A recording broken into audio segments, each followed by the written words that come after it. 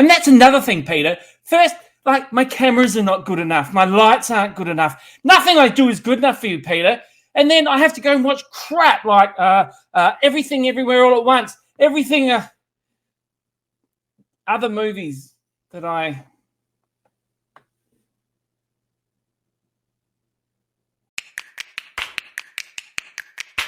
Hello and welcome to the Superpower Dare Die team. I'm Peter.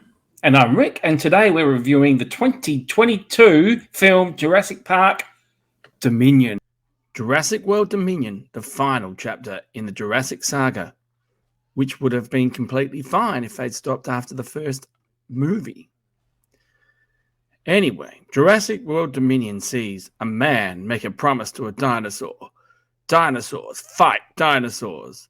Some subplot about locusts that never really carries any weight. Old fossils meet the new kids on the block.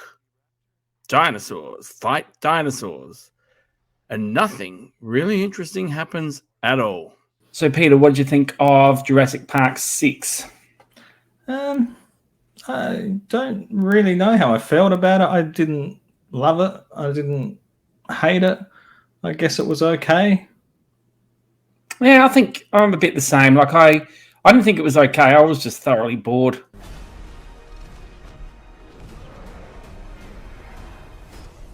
During the film, there was a point where I was looking at my watch just going, I know this is a long movie. How long has it been? And I think it was about 45 or 15 minutes before anything other than exposition happened.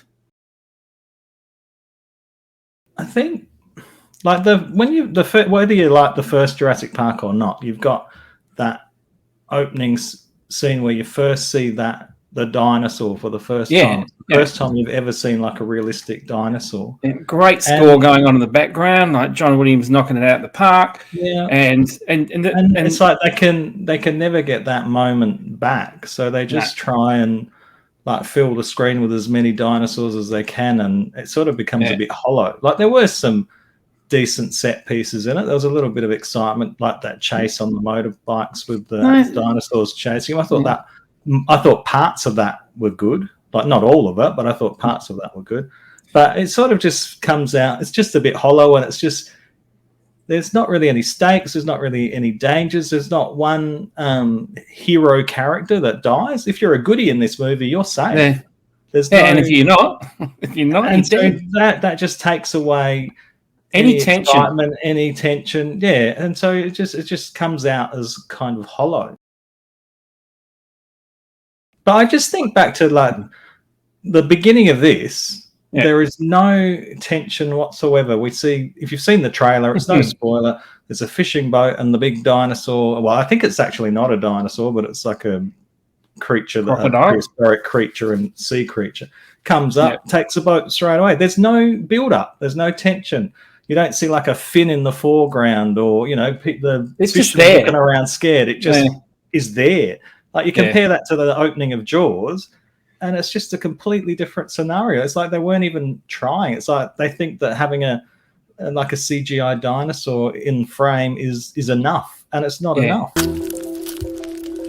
Oh, God. Okay, so let's talk about a way better film, Top Gun Maverick, and you can watch our review. It's already up, so go watch that, about a good movie. But now, you knew that all the pilots were going to survive pretty much, but there was a lot of tension in the flying scenes. Whereas this one, there was a point where I thought, so Ian Malcolm, was it, Jeff Goldblum? Yeah. They repeated his role of waving the fire to distract the whatever apex predator dinosaur, whatever it was.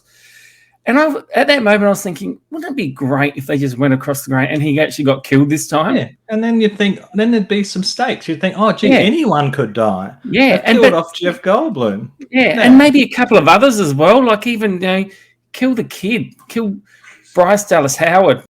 I thought Malcolm was a bit sketchy. I mean, I think maybe his character's always been a bit sketchy, but he was quite happy to work for this dude, knowing what a dodgy person he was, and just go along with things and take a paycheck. But as soon as he got fired, he's exposing everything. He's, oh, well, you do this, this, and this. Like, well, hang on.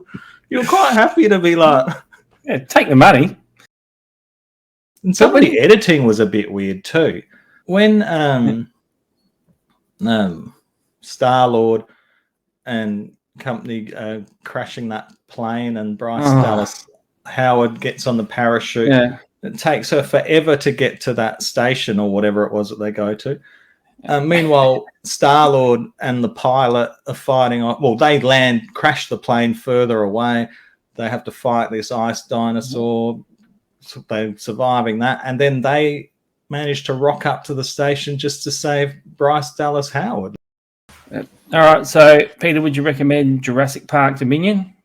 Well, if you want to finish off the series, if you've seen them all up at the cinema or whatever, you might want to go see it. But I don't think it's bringing much new to the table. It's okay.